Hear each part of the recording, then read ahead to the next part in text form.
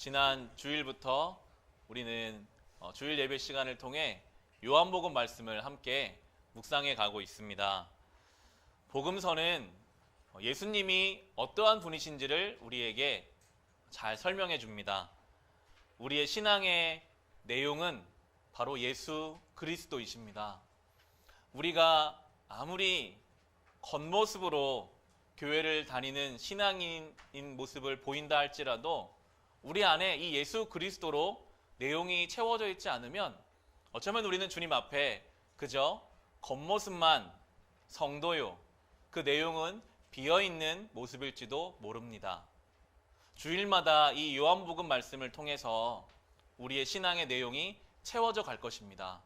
예수 그리스도가 어떠한 분이신지, 왜 그분이 이 땅에 오셨는지, 그 예수 그리스도를 함께 묵상해가는 이 한 주 한 주의 과정을 통해 우리의 신앙이 더 건강해질 수 있기를 간절히 소망합니다. 요한복음은 1장 1절부터 예수님을 설명하고 있었습니다. 태초에 말씀이 있었다라고 하면서 이 태초의 말씀이 바로 예수님이시다라고 우리에게 설명해 주었습니다. 태초의 말씀, 모든 것을 창조하신 태초의 그 말씀이라고 번역되니 한국말을 다른 표현으로 해본다면 하나님의 질서가 될 수 있고 하나님의 섭리가 될 수 있고 하나님의 계획이 될 수 있습니다. 하나님은 그렇게 천지만물을 예수 그리스도와 함께 창조하셨습니다. 요한이 설명하죠. 만물이 그로 말미암아 지은 바 되었다. 만물 안에는 우리도 들어가 있습니다. 우리도 예수 그리스도로 인해서 지은 바 되었다. 이 말에는 어떤 의미가 담겨 있는가 하면요, 예수 그리스도 없이 열심으로 인생을 살아간다 할지라도 그 인생은 결코 제대로 지어질 수 없음을 뜻합니다.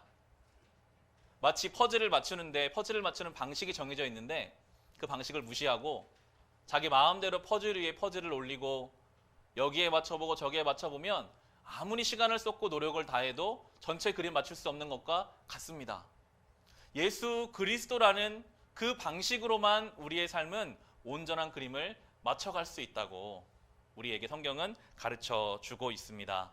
이 한 해를 살아가실 때 예수 그리스도로 세워져가는 인생이 되시기를 바랍니다. 그것이 가장 안전한 삶입니다. 그것이 가장 질서가 잡힌 삶입니다. 이 한 해를 우리는 그렇게 살아갈 것입니다. 그 말씀이 육신을 입고 오신 예수 그리스도는 어떤 분이셨는가?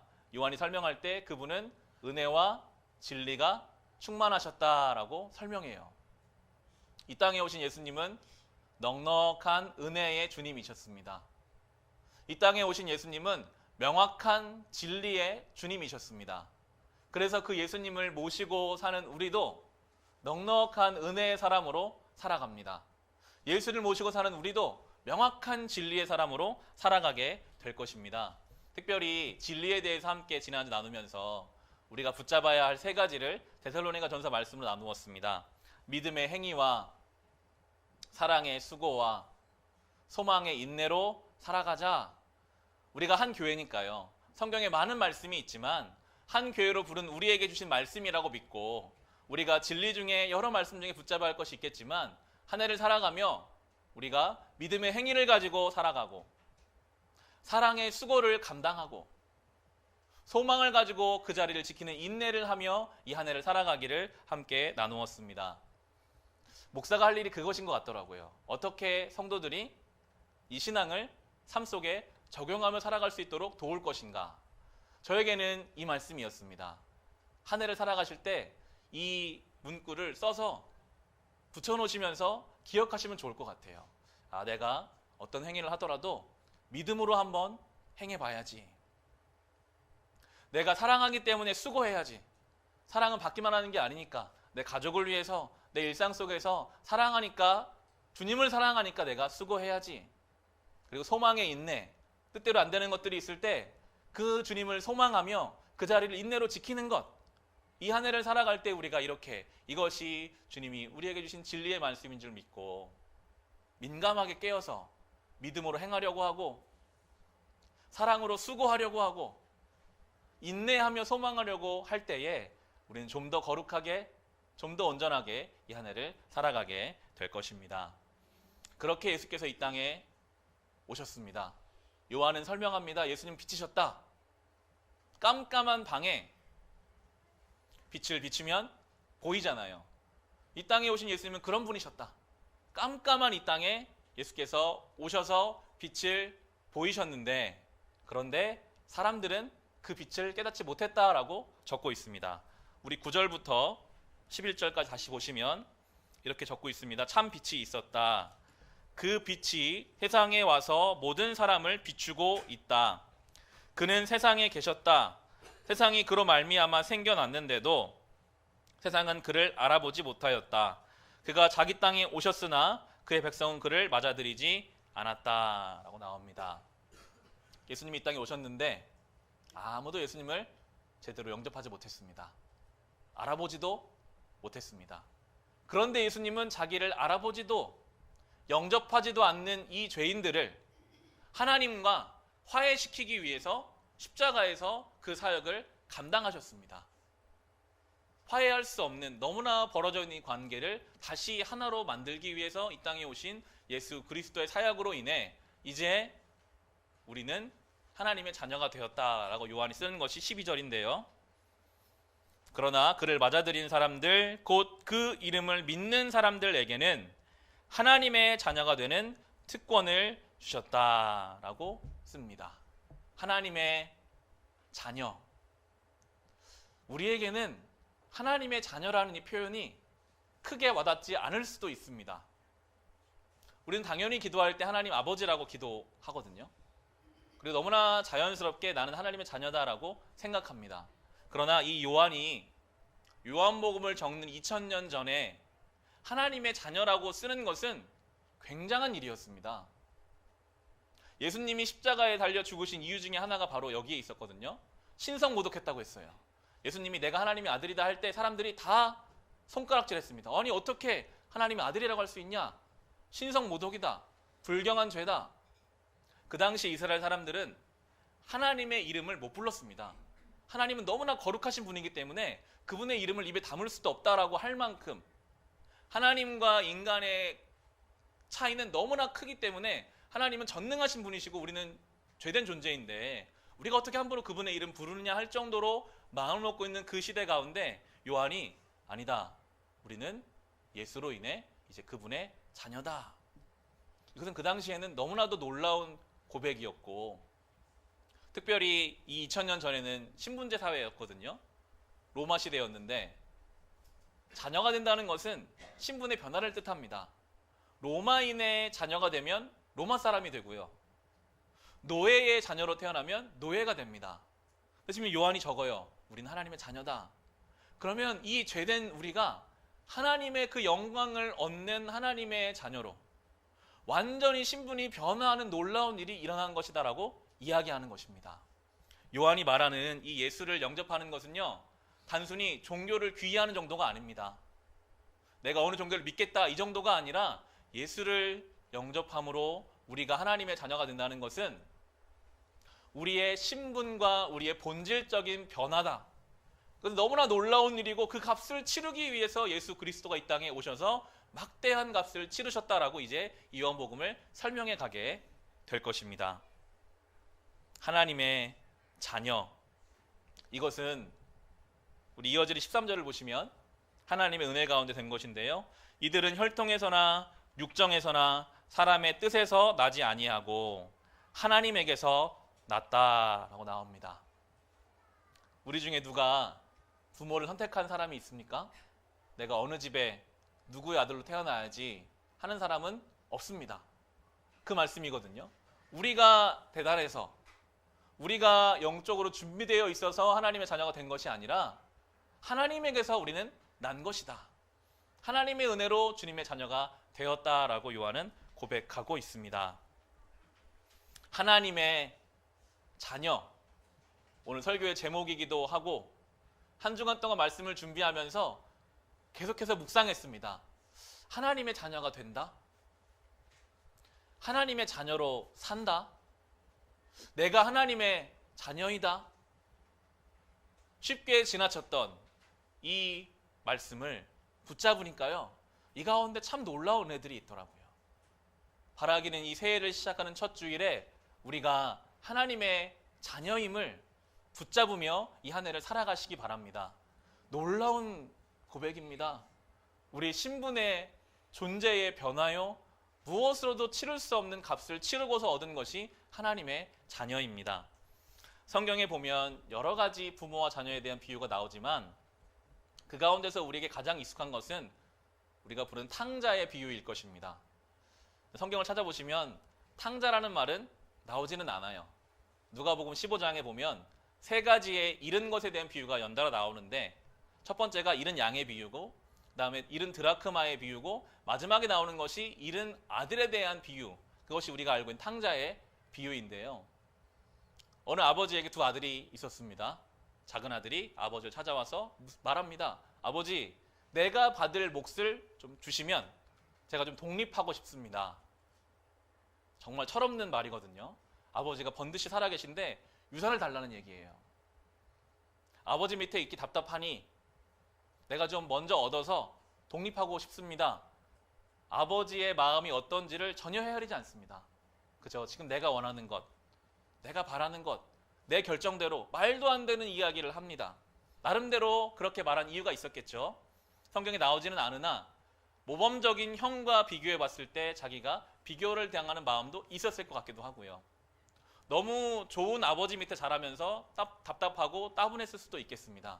어떤 이유에서든 말도 안 되는 이야기를 아버지께 하는데, 이 아버지는 따끔하게 혼내거나 벌을 주거나 화내는 게 아니라 그 아들의 말도 안 되는 결정을 존중해줘요. 그래? 그러면 재산을 주마.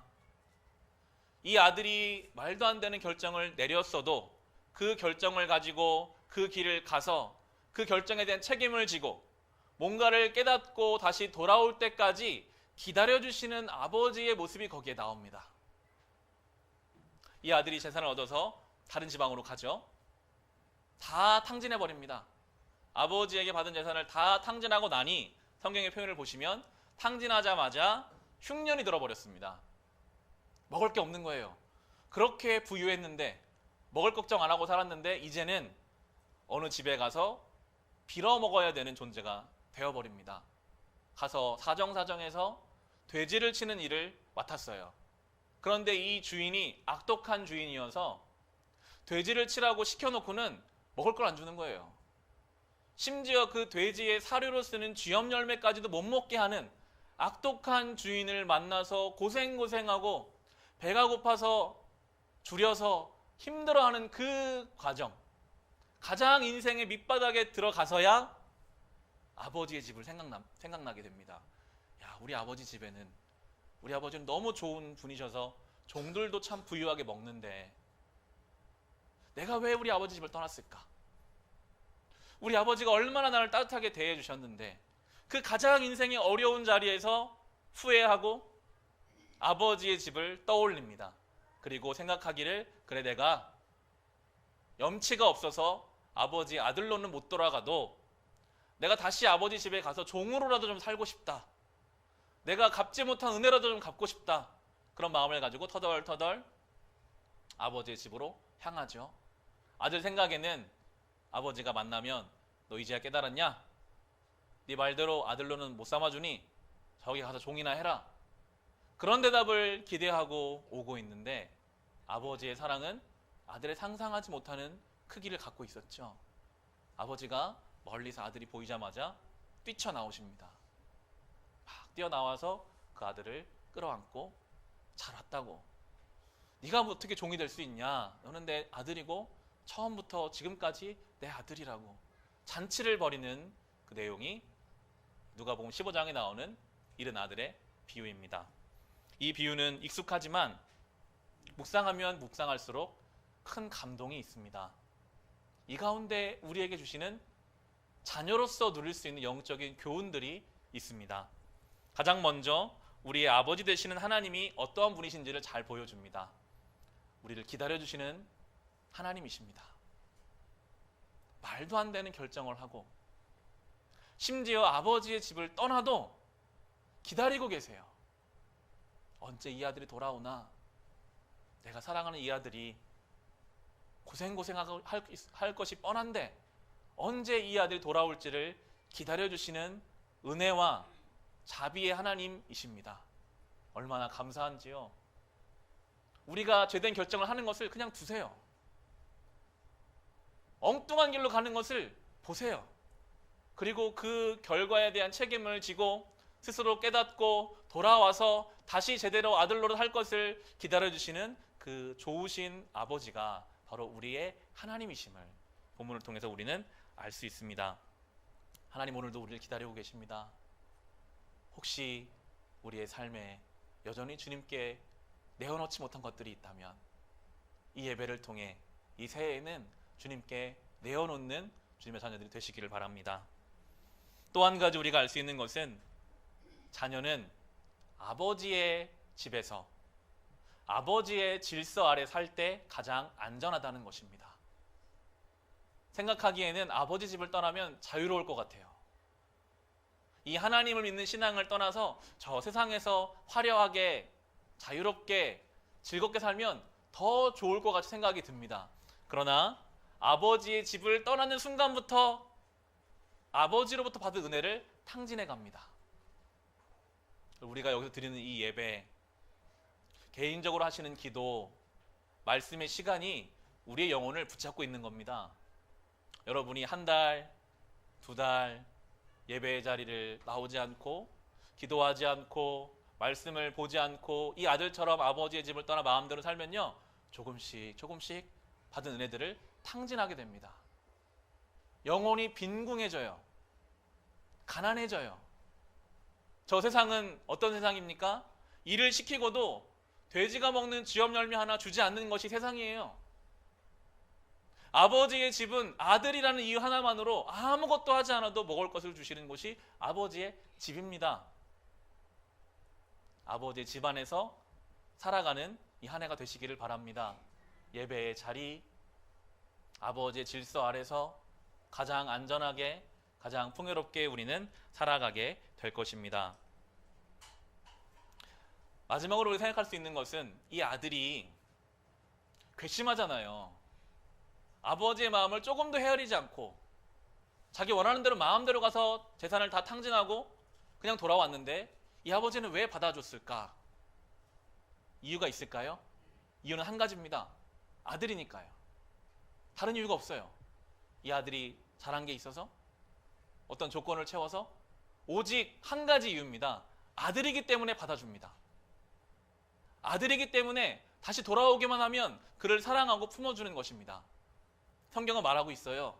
예수 그리스도로 인해 하나님의 자녀 된 것이 얼마나 큰 은혜인가. 우리가 뭘 해서 주님께 은혜 받는 것이 아니라 우리가 주님의 자녀이기 때문에 오늘도 우리는 손들고 주님께로 돌아가면 주님이 우리를 안아주시고 회복하시는 그 은혜 안에 있는 하나님의 자녀들이라고 우리에게 설명하시고 계십니다. 부모와 자녀만큼 특별한 관계가 있을까요? 아마 이 땅에서 가장 특별한 관계가 부모와 자녀의 관계일 것입니다. 성경은 그것을 가져와서 설명해요. 하나님과 우리의 관계가 가장 비슷한 것이 바로 부모와 자녀의 관계다. 자녀에게는 특권이 있습니다. 우리가 하나님의 자녀가 되었기 때문에 누릴 수 있는 특권이 있습니다. 그것은 바로 우리의 삶을 아버지 되신 하나님께 맡길 수 있다는 것입니다. 염려하고 두려워하지 않고 평안하게 주님께 맡길 수 있는 것이 바로 자녀된 성도의 삶의 특권입니다. 저희 동네는 좋은 곳이 아이들이 많잖아요. 길을 가다 보면 유모차에 아이들을 태우고 다니시는 부모님들을 많이 볼 수 있습니다. 늘 인상적인 것은 유모차에 탄 아이들은 잠도 참 잘 자요. 잘 씌워놓으면 바람이 불든 날이 춥든 덥든 간에 그저 어머니가 미는, 부모님이 밀어주는 유모차 안에서 평안하게 잠을 잡니다. 물론 때로 부모님이 그 아이를 밀어가지고 병원에 가기도 하죠. 병원에 데리고 가서 이 아이가 싫어해도 주사를 놓기도 하고 싫어해도 치과 치료를 받기도 합니다. 그러나 그 아이가 그것을 싫어한다 할지라도 부모가 볼 때 가장 필요한 곳, 가장 좋은 곳으로 이 아이를 데려가기에 그 안에 잠을 자는 아이의 심정 어떤 것일까요? 믿는 거죠. 본능적으로 믿어요. 아, 내 부모님이 나를 좋은 곳으로 데려가시지.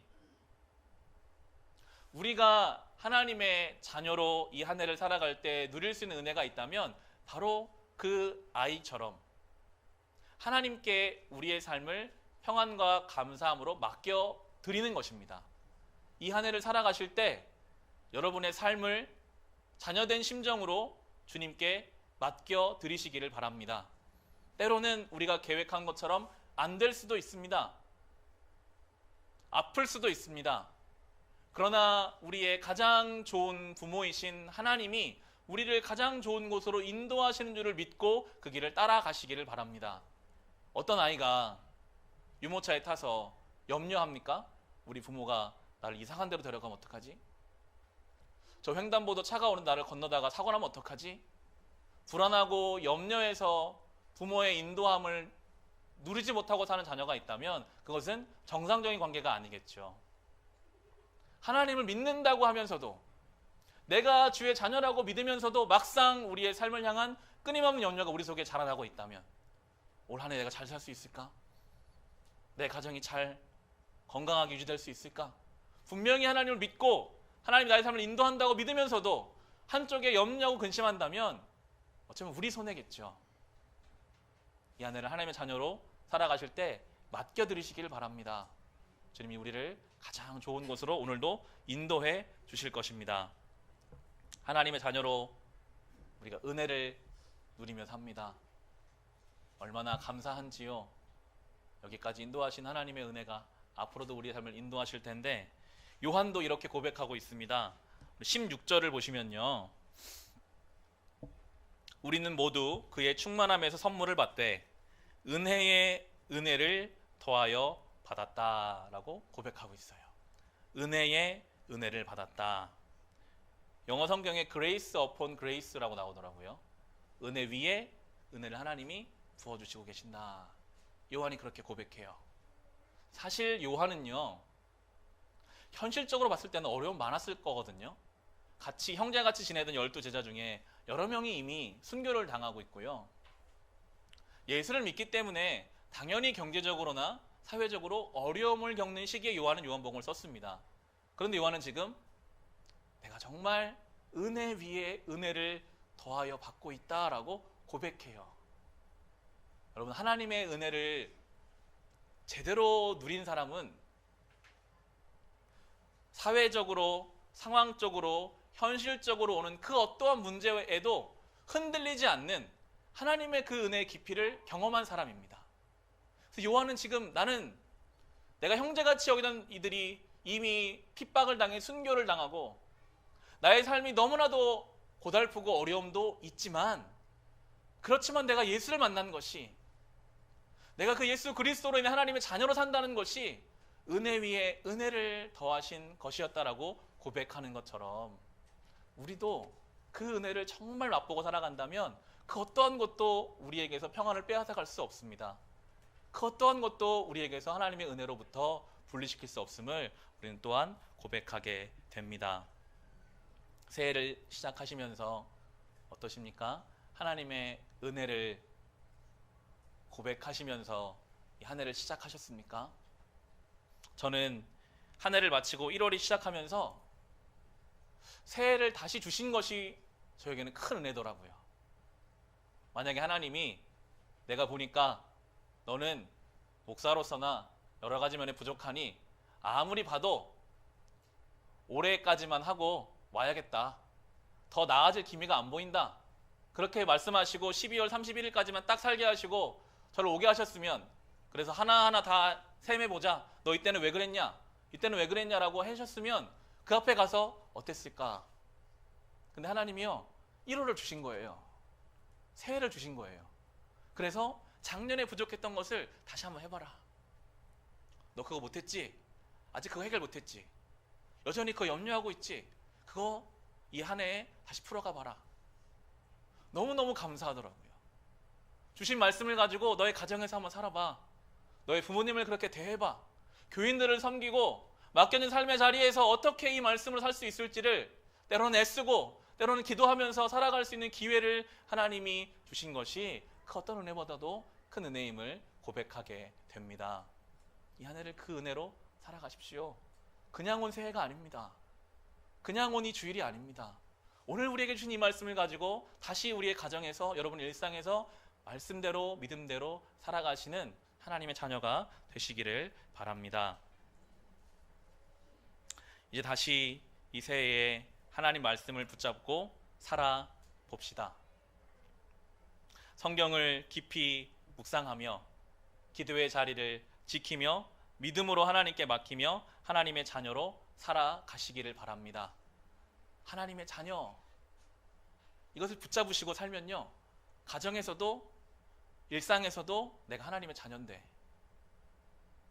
힘들고 어려울 때는 하나님이 나와 함께 하시지 담대할 수 있고요, 유혹이 있을 때는 내가 하나님의 자녀인데 온전한 길을 갈 수 있을 것입니다.